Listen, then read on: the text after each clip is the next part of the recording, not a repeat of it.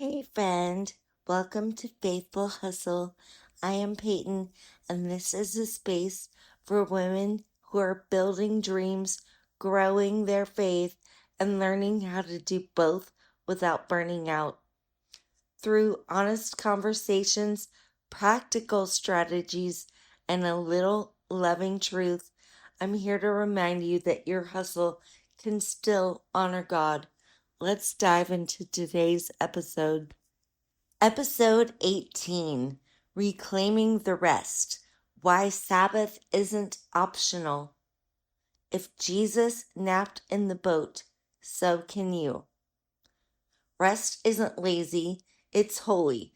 You're not being disobedient for slowing down. You're actually aligning with heaven's rhythm. I'm so guilty of saying that I am going to take a nap or never doing it. Or I'll lay down for like 5 minutes and not be able to shut off my brain and then get up and work anyway because, I couldn't. But every great once in a while, I'll pray about it and I'll say, hey, God, should I go take a nap right now or should I just keep on trucking? And He will tell me when He wants me to take rest. It seems like I get so tired, I can't even keep my eyes open anymore. And that is when I know that He wants me to rest. Also, fun fact, I've learned to rely on the Holy Spirit a lot, and I do not even set my alarm for the nap. I just simply pray, like, I know that you are going to have me rest for the exact length of time that I need to rest. And I know that you are going to wake me up at the exact time that I need to wake up so I do not miss any of the kingdom work I could be doing for you. So let me ask you, when is the last time you truly, truly rested, not scrolled? And honestly, side note, I would say the best way to combat the scroll hole is to set a timer and actually adhere to it. When you set a timer and then you turn it off and don't adhere to the timer, it sends a signal to your brain that says, this person doesn't mean what they say. It's fine. But if you set the timer and then you stop scrolling right when the timer goes off, it sends a signal to your brain that says, oh, she really means it. Okay. So, what is keeping you from unplugging? It wasn't until recently that I figured out that the world would not fall apart if I didn't show up on social media one day. I was told a long time ago that I had to show up on social media every single day because it was like a house of cards and you're building and building. But if you don't show up on social media on one day, that whole house of cards is going to collapse. Well, hey, that's not really true because I've built a house of cards and I recently took a day off and unplugged.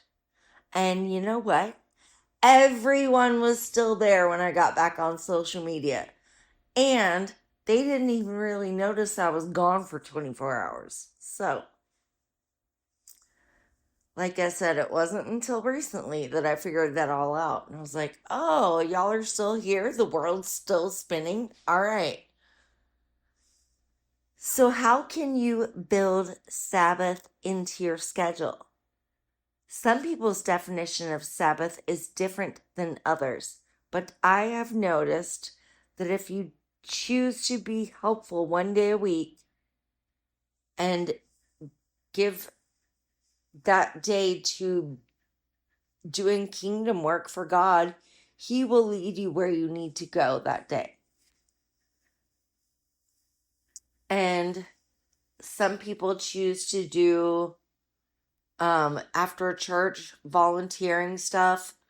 Some people choose to do their Sabbath work on actual Saturday, and they go into their communities and help their neighbors and people like that on Saturdays. So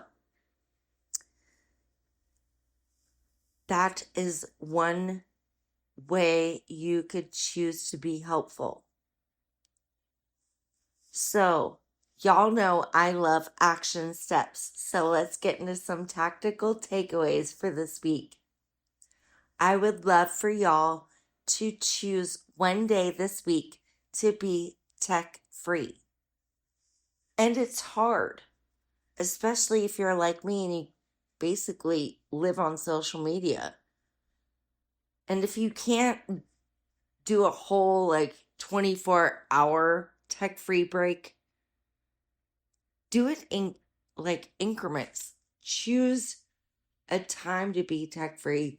I actually was reading a story online about a family, and when they would go sit at the dinner table, there was a basket on the living room table, and they would all put their phones in the basket in the other room, and then they would go and sit at the dining room table and actually have a meal where they were talking to each other.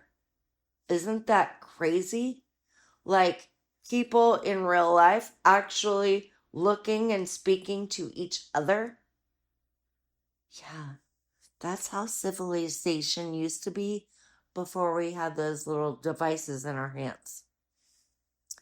So, you don't have to be tech free for 24 hours, but be intentional with your tech free break. Don't be like, oh, well, I went to sleep for 8 hours. I took a tech free break. No, that doesn't count. You have to actually be awake and doing things. And I'm not asking you to just forget about your phone. Just don't post on social media. You can still answer your phone if it rings. And then I would also like for y'all to write down what rest looks like for you and protect it. Rest is resistance. You are allowed to breathe. And we can declare that and write it on a post-it note if we have to. Rest is resistance. I'm allowed to breathe. Rest is resistance. I'm allowed to breathe. Even God rested. So what makes us think we can outwork him, you know? That wraps up today's episode of Faithful Hustle. If you enjoy it, be sure to subscribe, rate, and review. It helps more people find faith-filled business and leadership encouragement. And don't forget to tag me on socials with your biggest takeaway. I'd love to cheer you on. And in the meantime, stay bold, stay rooted, and keep hustling with purpose. Love y'all.